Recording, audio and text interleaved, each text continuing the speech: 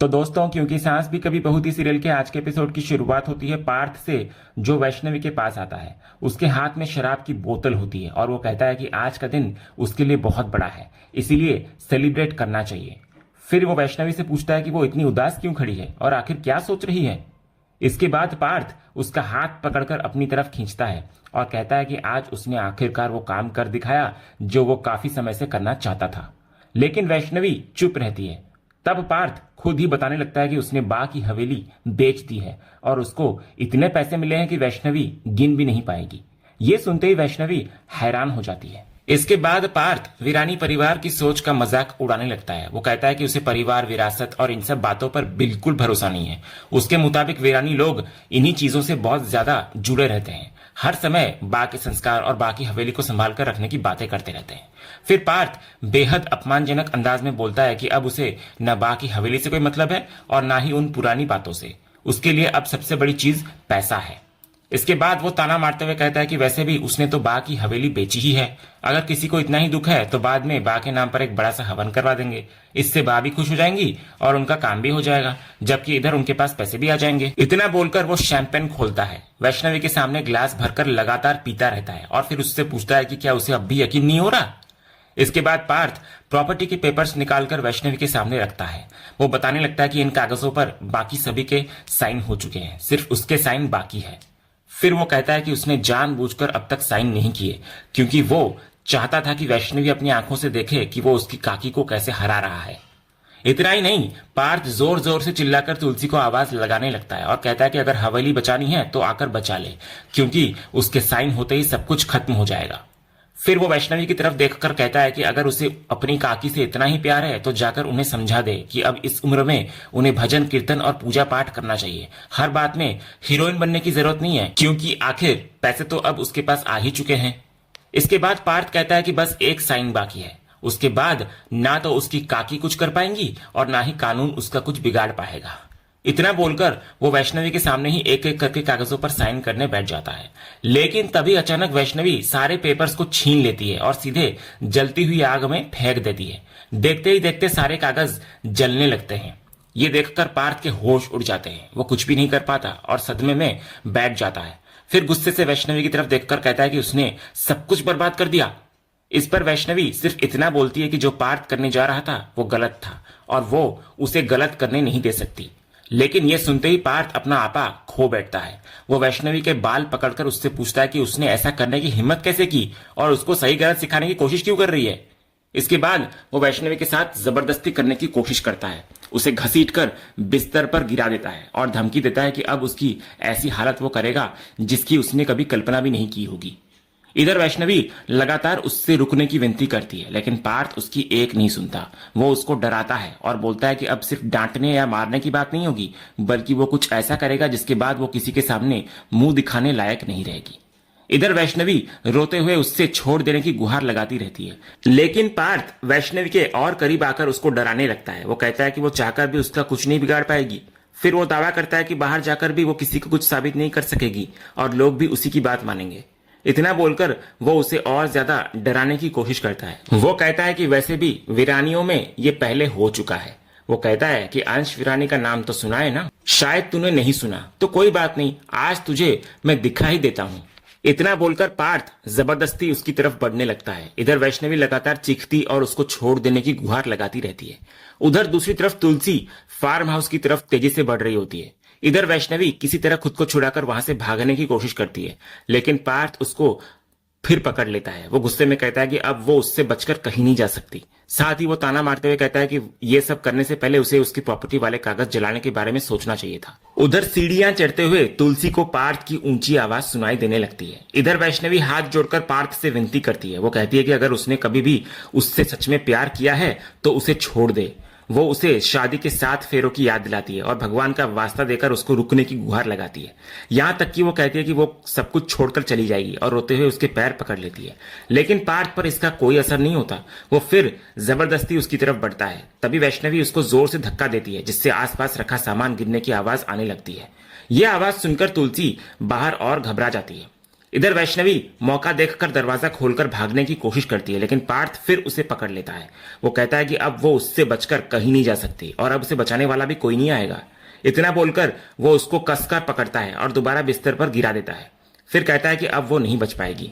इसी दौरान पार्थ उसके साथ जबरदस्ती करने की कोशिश करता है और वैष्णवी लगातार रोते हुए उसे छोड़ देने की गुहार लगाती रहती है। उधर तुलसी कमरे के दरवाजे तक पहुंच जाती है। वो बिना देर किए दरवाजा खोलती है और सामने का नजारा देखकर स्तब्ध रह जाती है। तुलसी तुरंत दौड़कर पार्थ को वैष्णवी से अलग करती है और जोर से धक्का देकर दूर फेंक देती है। इधर पार्थ जाकर सोफे पर गिरता है। फिर तुलसी गुस्से में उस पर चिल्लाती है और पूछती है कि क्या वो पागल हो गया है, लेकिन पार्थ फिर भी नहीं रुकता। वो दोबारा वैष्णवी की तरफ बढ़ने की कोशिश करता है। तभी तुलसी उसको फिर रोकती है और उसके गाल पर एक जोरदार थप्पड़ मारती है। इसके बाद वो तुरंत वैष्णवी को संभालती है। इधर पार्थ गुस्से में तुलसी को कहता है कि बहुत हो गया और वो बार बार भगवान बनकर उनके बीच क्यों आ जाती है। वो कहता है कि वैष्णवी उसकी पत्नी है और वो उसके साथ क्या करे ये उनका निजी मामला है। फिर वो तुलसी को वहां से चले जाने के लिए कहता है। इतना बोलकर वो जबरदस्ती वैष्णवी को फिर अपनी तरफ खींचने की कोशिश करता है, लेकिन तुलसी एक बार फिर उसको रोकती है, वैष्णवी को उससे छुड़ाती है और एक और जोरदार थप्पड़ मारती है। फिर वो गुस्से में बोलती है कि ये तमाशा अब यहीं बंद होगा। अगर उसने दोबारा ऐसी हरकत करी तो वो तुरंत पुलिस बुलाकर उसे उनके हवाले कर देगी। इसके बाद तुलसी पार्थ को वहीं चुपचाप बैठने के लिए कहती है और वैष्णवी को संभालती है, उसके बिखरे हुए कपड़े ठीक करती है और उसको अपने साथ वहां से चलने के लिए कहती है। दोस्तों, इसके बाद पार्थ तुलसी को पूछता है कि वो वैष्णवी को कहां लेकर जा रही है, तो तुलसी बार बार उसको दूर रहने के लिए कहती है, लेकिन पार्थ जोर से चिल्लाकर कहता है कि वैष्णवी उसकी पत्नी है और वो कहीं नहीं जाएगी। इसके बावजूद तुलसी वैष्णवी को वहां से ले जाने लगती है। पार्थ भी उनके पीछे पीछे आने लगता है। तब तुलसी वैष्णवी से कहती है कि वो तुरंत वहां से निकल जाए, जबकि वो खुद पार्थ को रोकने की कोशिश करती है, लेकिन पार्थ फिर उनके सामने आ ही जाता है और दोबारा वैष्णवी को पकड़ने की कोशिश करता है। तभी तुलसी उसको रोकते हुए कहती है कि पत्नी कोई खिलौना नहीं होती, शादी इसलिए नहीं की जाती कि उसके साथ हैवानियत की जाए। इसके बाद तुलसी पार्थ को उसकी सबसे बड़ी चेतावनी देती है। वो कहती है कि उसने अपनी बहू की रक्षा के लिए अपने बेटे तक को गोली मार दी थी, इसलिए अगर जरूरत पड़ी तो पार्थ के खिलाफ भी वो पीछे नहीं हटेगी। ये सुनते ही पार्थ का गुस्सा 7वें आसमान पर पहुंच जाता है। वो अचानक तुलसी का गला पकड़ लेता है और कहता है कि वो उसे धमकी दे रही है, वो भी इस 2 कौड़ी की लड़की के लिए। वो चिल्लाते हुए कहता है कि हर बार वो बीच में आ जाती है।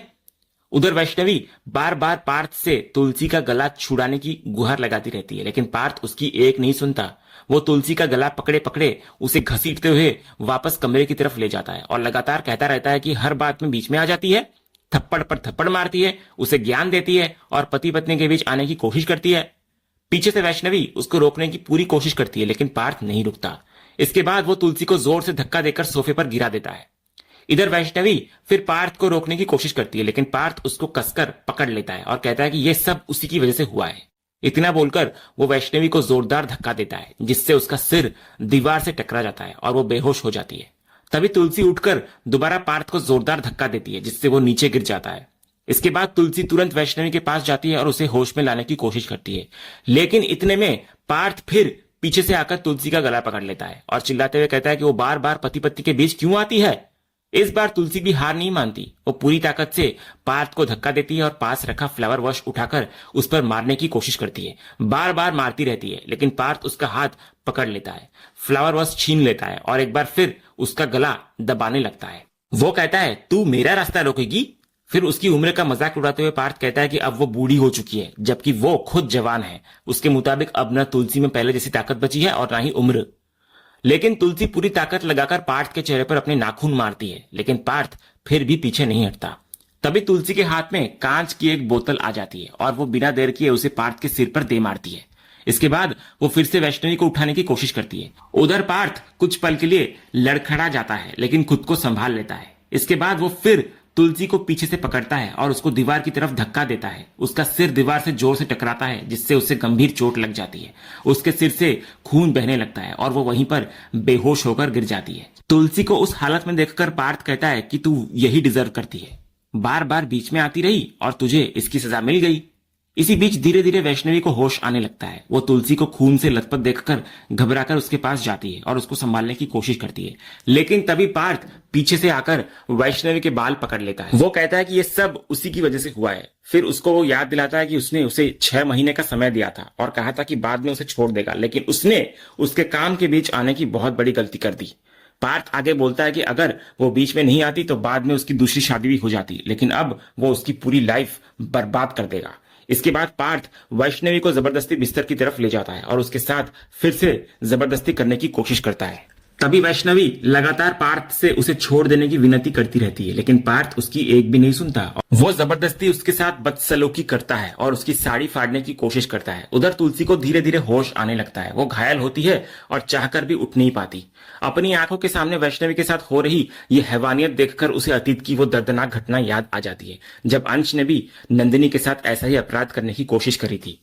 इधर पार्थ अपनी हरकत को सही ठहराने की कोशिश करता रहता है। वो वैष्णवी पर अपना अधिकार जताता रहता है और बार बार उसको मानसिक रूप से डराने की कोशिश करता है। इधर वैष्णवी रोते हुए लगातार उसको रोकती रहती है, लेकिन पार्थ नहीं रुकता। दोनों के बीच छीना चपटी होती है, जिससे पास रखी फूलदान भी नीचे गिर जाती है।